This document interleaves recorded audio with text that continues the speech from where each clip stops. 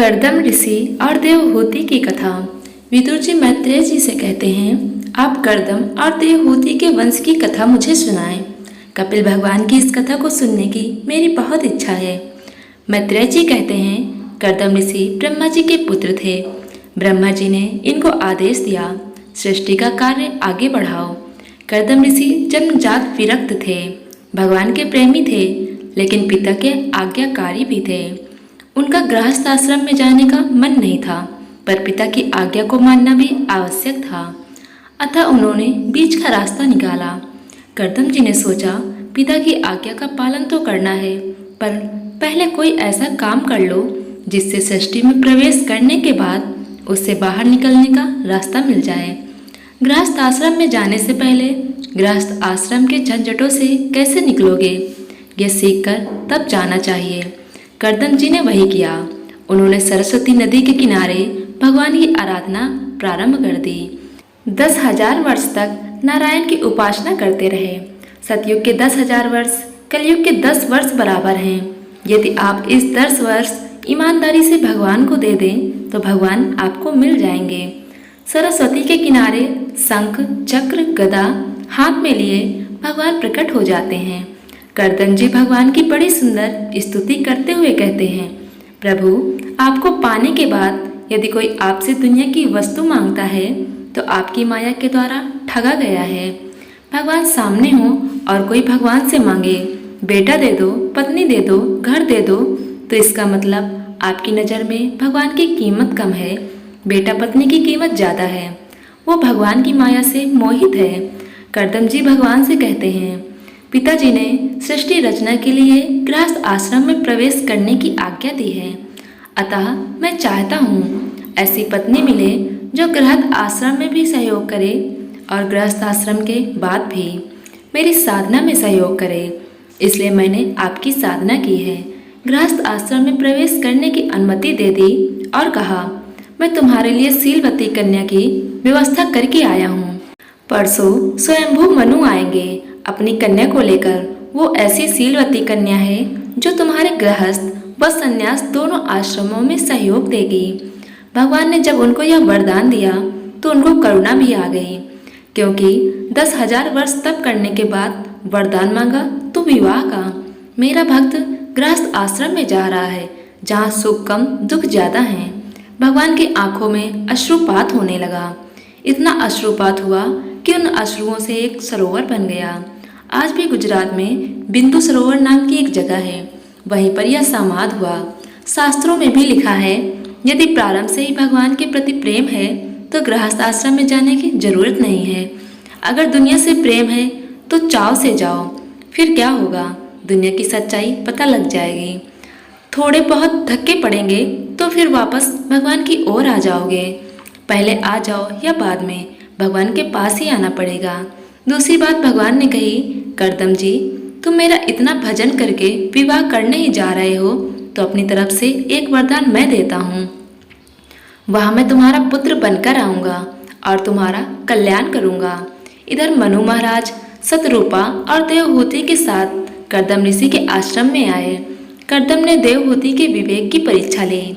उन्होंने 3 आसन बिछाए, सभी को बैठने के लिए कहा तो मनु सतरूपा तो बैठ गए, किंतु देवहूति नहीं बैठी।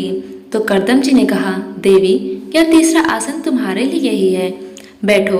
देवहूति ने सोचा, भविष्य में ये मेरे पति होने वाले हैं, पति द्वारा बिछाए गए आसन पर बैठूंगी तो पाप होगा और आसन पर न बैठने से आसन देने वाले का अपमान होगा। सो अपना दाहिना हाथ आसन पर रखकर आसन के पास वह बैठ गई। ये थे उनके संस्कार। आजकल की नारी होती तो पहले ही आसन पर बैठ जाती। कर्दम जी ने सोचा, कन्या विवाह योग्य है। उन्होंने मनु से कहा, आपकी बेटी की प्रशंसा स्वयं भगवान ने की है, मैं इससे विवाह करूंगा क्योंकि पिताजी की आज्ञा का पालन करना है। लेकिन मेरी एक शर्त है, जब इसको पुत्र की प्राप्ति हो जाएगी उसके बाद मैं संन्यास ले लूँगा। यदि ये आपको व आपकी बेटी को स्वीकार है तो मैं विवाह करूँगा। यह निर्णय देवहूति पर आ गया। उसकी आंखों में आंसू आ गए। उन्होंने सोचा, अरे जिस महापुरुष को विवाह से पहले ठाकुर जी ने दर्शन दिया, जो महापुरुष विवाह करना ही नहीं चाहता था, ऐसे महापुरुष का संग जितना भी मिले मेरा सौभाग्य होगा।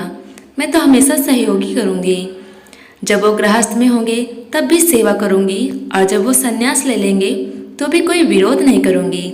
देवहूति और करदम का विवाह हो गया। देवहूति करदम के आश्रम में रहने लगी। करदम जी को भजन में इतना आनंद आता था कि वे कुटिया में फिर भजन में लग गए और इतना मग्न हो गए कि उनको यह भी याद नहीं रहा कि मेरा विवाह हुआ है। अब देवहूति जो महलों की रानी थी वो सेवा करती है, रोज सेवा करती है। जल लाना, पत्र पुष्प आदि पूजा की सामग्री एकत्रित करना, भिक्षा लाना सब करती हैं। सब प्रेम के कारण। जहाँ प्रेम होता है वहाँ कष्ट का अनुभव नहीं होता। जहाँ प्रेम नहीं वहाँ महलों में भी मन में शांति का अनुभव नहीं, क्योंकि सुख दुख मन का धर्म है, बाहर का धर्म नहीं। बहुत दिन बीत गए। एक दिन करदम जी ने देखा कोई देवी जी मेरी सेवा कर रही हैं। मैंने पूछा, आप कौन हैं? इतने दिनों से मेरी सेवा कर रही हैं। देवहूति ने कहा, मैं आपकी सेविका हूँ, आपका विवाह हुआ है मेरे साथ। तब उनको याद आया। करदम जी बोले, मांग लो, क्या चाहिए? देवहूति ने कहा, कुछ मांगने के लिए मैंने सेवा नहीं की, यह तो मेरा धर्म था।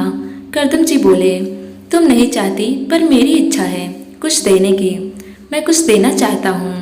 देवहूति ने कहा, आप शायद भूल गए हैं, आपने मुझे पुत्र प्राप्ति का वचन दिया था, इसको पूरा कीजिए। अब करदम जी को याद आ गया कि मैंने पुत्र प्राप्ति का गृहस्थ में रहने का वचन दिया था। अब तो उन्होंने गृहस्थ में रहने के लिए जटाएं हटा दी और गृहस्थी का वेश बनाया। देवहूति से कहा, तुम बिंदु सरोवर में स्नान करो। उनका शरीर भी स्वस्थ और प्रसन्न हो गया। 1000 सेविकाएं उनके सामने प्रकट हो गईं। करदम जी ने 1000 कमरों का एक विमान बनाया जो संकल्प से चलता था। मकान भी है और विमान भी, जहाँ चाहे चला जाए। 7 महाद्वीपों में नहीं, स्वर्ग तक चला जाता है। इतना विलक्षण विमान था, आज तक ऐसा दूसरा विमान नहीं बना। अब 1000 कमरों की साफ सफाई के लिए 1000 सेविकाएं भी प्रकट हो गईं, हर कमरे के लिए अलग सेविका। करदम जी ने कहा, अब चलें? देवहूति जी ने कहा, हाँ चलो। करदम जी ने विमान को आदेश दिया, स्वर्ग चलो, नंदनवन। नंदनवन स्वर्ग में वो वन है जहाँ अप्सराएं और देवराज इंद्र क्रीड़ा करते हैं। कई साल तक वो विमान भ्रमण करता रहा। यात्रा काल में ही 9 कन्याओं की प्राप्ति हुई। एक दिन करदम जी देवहूति से बोले, देवी अब मैं संन्यास ले लूं? देवहूति बोली, प्रभु आप संन्यास लेना चाहते हो तो कौन मना कर सकता है, लेकिन आपकी अभी 2 काम बाकी हैं। एक तो पुत्र प्राप्ति, दूसरा इन 9 कन्याओं का विवाह भी तो आपको ही करना है। करदम जी को याद आ गया। करदम जी ने भगवान से प्रार्थना की कि आपने वचन दिया था हमारे घर पुत्र रूप में आएंगे, अतः अपना वचन पूरा कीजिए। भगवान देवहूति मैया के गर्भ में प्रवेश करते हैं। गर्भ में प्रवेश करते ही सभी देवता भगवान की स्तुति करते हैं। इसके बाद भगवान अपनी दैवी मान स्वरूप में गर्भ से प्रकट हो जाते हैं। भारी उत्सव मनाया गया। करदम जी ब्रह्मा जी से कहते हैं, अब मुझे इन 9 कन्याओं के विवाह की चिंता है। ब्रह्मा जी ने कहा, तुम चिंता क्यों करते हो? तुम्हारे घर तो स्वयं भगवान पधारे हैं। तुम चिंता करने के बदले प्रभु का चिंतन करो। ब्रह्मा जी ने कन्याओं का विवाह करा दिया। कपिल भगवान पालने में लेटे हैं। करदम ऋषि ने उन्हें साष्टांग प्रणाम किया और बोले, आपकी आज्ञा हो तो अब मैं संन्यास लेकर जीवन मुक्ति का आनंद लूं। भगवान ने पालने में लेटे लेटे आदेश कर दिया, जाओ तुम जीवन मुक्ति का आनंद लो।